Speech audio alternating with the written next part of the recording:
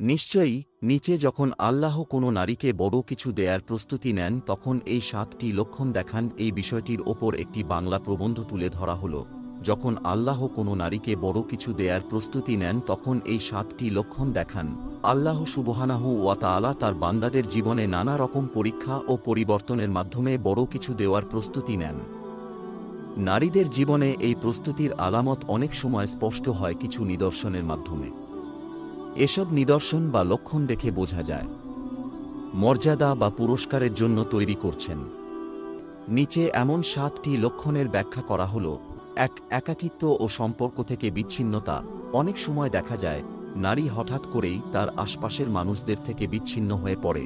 প্রিয় মানুষরা দূরে সরে যায়, সম্পর্ক ভেঙে যায়, এমনকি পরিবার থেকেও দূরত্ব তৈরি হয়।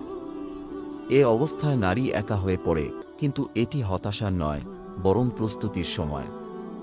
এই একাকিত্বে আল্লাহ তাকে নিজের দিকে ফেরান, যেন সে আত্মসমালোচনার মাধ্যমে নিজের আত্মাকে প্রস্তুত করতে পারে। এটা হলো আত্মশুদ্ধির সূচনা, যা বড় কিছু পাওয়ার একটি গুরুত্বপূর্ণ ধাপ। 3.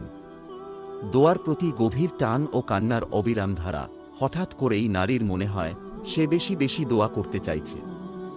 নামাজে চোখ ভিজে যাচ্ছে, দোয়া করলেই কান্না চলে আসছে। এটি আল্লাহর এক বিশেষ রহমত। এই অবস্থায় একজন নারী তার রবের খুব কাছাকাছি পৌঁছে যায়। আল্লাহ তাঁর বান্দিকে এই অবস্থায় এনে খুবই গুরুত্বপূর্ণ পুরস্কার বা দায়িত্ব দেওয়ার জন্য তার হৃদয়কে কোমল করে দেন। 4. অতীতের ভুলগুলোর উপলব্ধি ও তোবার তীব্র আকাঙ্ক্ষা। আল্লাহ যখন কারো জন্য বড় কিছু নির্ধারণ করেন তখন তিনি তার অতীতকে তার সামনে তুলে ধরেন। নারী বুঝতে পারে তার কি কি ভুল ছিল, কোথায় সে সঠিক পথে ছিল না। তখন সে তওবা করতে শুরু করে এবং আল্লাহর ক্ষমা প্রার্থনায় লিপ্ত হয়।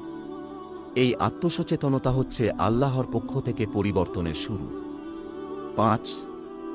নতুন দিনী জ্ঞান লাভ ও ঈমানী জাগরণ। নারী হঠাৎ করে ইসলামী জ্ঞান অর্জনে আগ্রহী হয়ে পড়ে, কুরআন, হাদিস, ইসলামী বই পড়া শুরু করে। ইসলামিক লেকচার শোনে এবং নিজের জীবনকে দিন অনুযায়ী সাজাতে চেষ্টা করে। এটি আল্লাহর তরফ থেকে হেদায়াত এবং ভবিষ্যতের দায়িত্বের জন্য প্রস্তুতির অন্যতম প্রমাণ। 6. ধৈর্যের পরীক্ষা ও জীবনের কঠিন মুহূর্ত। আল্লাহ বড় কিছু দেয়ার আগে পরীক্ষা নেন। নারীদের জীবনে তখন নানা ধরনের কঠিন সময় আসে। অর্থনৈতিক সংকট, মানসিক চাপ, সামাজিক অপমান অথবা শারীরিক দুর্বলতা। এই ধৈর্যের সময় যদি সে আল্লাহর উপর ভরসা রাখে তাহলে এটি বড় এক পাথে হয়ে যায়।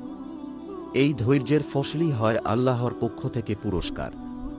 তার মধ্যে এক ধরনের আত্মবিশ্বাস জন্ম নেয়। সে বুঝতে পারে, আমি পারব, যদিও পরিস্থিতি কঠিন।